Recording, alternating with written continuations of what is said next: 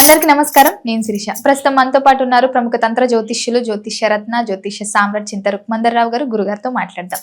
నమస్కారం గురుగారు. మాతృదేవోభవ, పితృదేవోభవ, ఆచార్య దేవోభవ. ఓం నమో మాందేశ్వరాయ నమః. అందరూ బాగుండాలి, అందరికీ మంచి జరగాలి.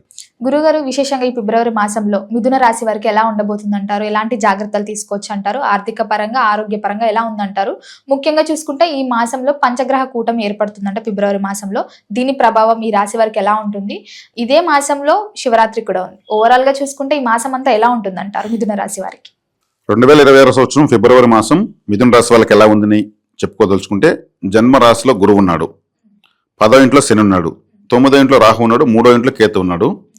అష్టమ స్థానంలోకి 4 నుంచి 5 గ్రహాల కలయిక జరుగుతూ ఉంది. అంటే అష్టమ స్థానం అంటే ఆకస్మిక స్థానం అని అర్థము. అంటే ఆకస్మికము అంటేనే ఒక విధంగా భయం వేస్తుంది, నష్టము కష్టము అనే విధంగా భయం వేస్తుంది. అష్టమ స్థానం దుస్థానం, అక్కడ 4 గ్రహాలు కలుస్తున్నాయి. అంటే కొంచెం వాహనంలో వెళ్ళేటప్పుడు స్లోగా వెళ్ళాలి. ఒకవేళ స్లోగానే వెళ్తున్నాము, లేదు మాకు వాహనం తొలగి తెలియదంటే మీరు లెఫ్ట్ ఫుల్గా తీసుకుని నడవాలి. ఎవరో పోతే ఊరికి అట్లా రాసుకుని పోయేదని కూడా అవకాశం ఉంటుంది. మన జాగ్రత్తలో మనం ఉండాలి. ఎందుకంటే అష్టమ స్థానం కాబట్టి. లేదు ఏ బస్సు కిందనో ఏ బైక్నో చిన్న రాయిబడి అది స్లిప్ అయ్యి ఆ రాయి కూడా ఎగురొచ్చి మనం తగలచ్చు. ఎటు తిరిగి వాహనం ద్వారా ఏదో ఒక ప్రమాదం అయితే ఉంది, చిన్నదో పెద్దదో ఉంది. కాబట్టి ఇది వాహనం విషయంలో జాగ్రత్త తీసుకోవాలి. ఆ అష్టమ స్థానం అంటే హాస్పిటల్, ఏదో ఒకటి మనము వైద్య సేవకు వెళ్ళాలని అర్థం. ఇక్కడ 4 గ్రహాలు కలుస్తున్నాయి. అంటే ఉండే 9 గ్రహాల్లో 4 8 కూర్చుంటే మెజారిటీ ప్లానెట్స్ వేసి వ్యతిరేకత అంటే నిరసన తెలియజేస్తున్నాయని అర్థం.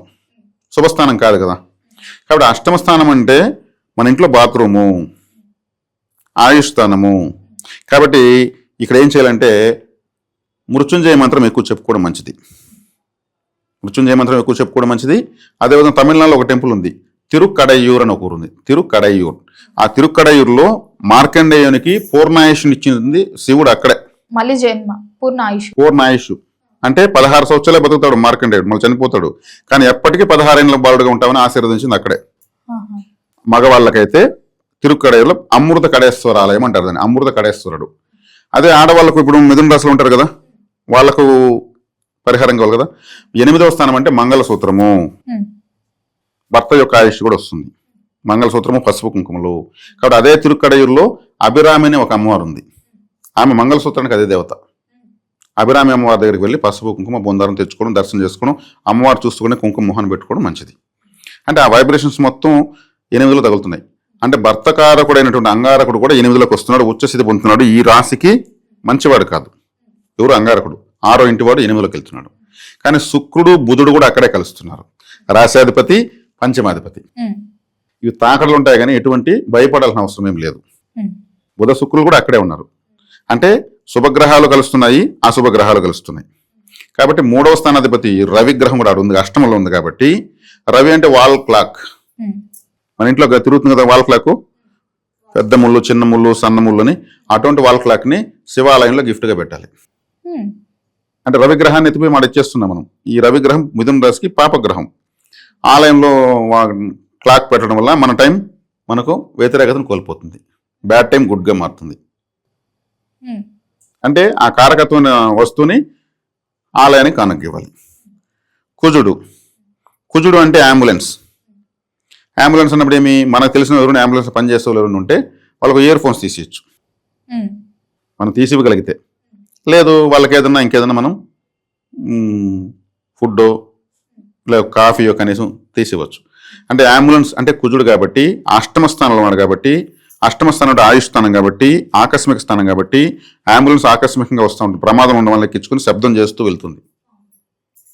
అంటే అక్కడికి మళ్ళీ అదే కుజుడు వస్తున్నాడు. అదే చేయడం, ఇటువంటివి చేయడం మంచిది. కాబట్టి శుక్రుడు బుధుడు వెళ్తున్నారు అక్కడికి. శుక్రుడు బుధుడు వెళ్తున్నారు కాబట్టి రాశికి మంచి వాళ్ళు అష్టమ స్థానంలోకి వెళ్తే అష్టమ స్థానము శుద్ధి చేసేస్తారు. కాబట్టి మనకు బెనిఫిట్ ఉంటుంది. మనం చేయగలిగితే ఈ పరిహారాలు చేయాలి.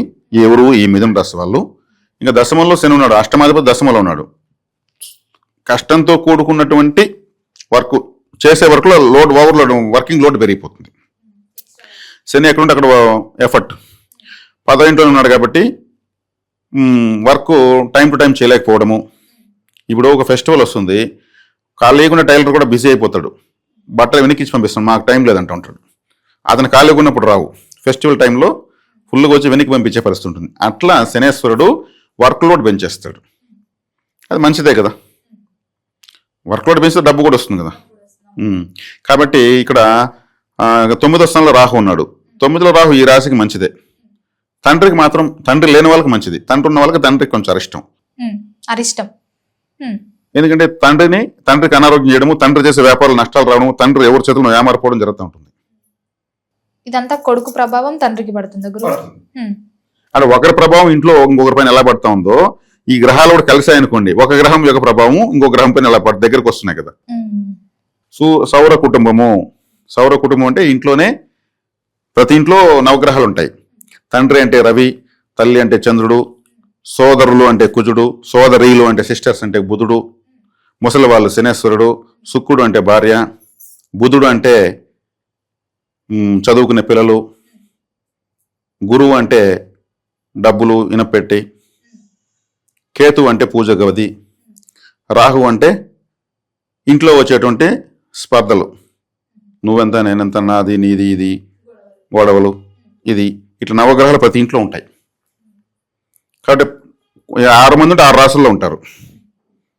ఇప్పుడు చూస్తున్నటువంటి ఈ గోచారాలు కావచ్చు, ఇంకోటి కావచ్చు, ఒకరి ప్రభావాలు ఒకరిపైన పడతాం. అమ్మాయికి పెళ్లి కాగానే ఇలాగానే వీళ్ళ కొంచెం కలిసి వస్తుంది. అంటే ఆ అమ్మాయి అత్తగారికి అదృష్టంలో పుట్టుంటుంది, అమ్మగారికి దురదృష్టంలో పుట్టుంటుంది. పెళ్లి ఎవరికి వీళ్ళకి కష్టం ఉంటుంది.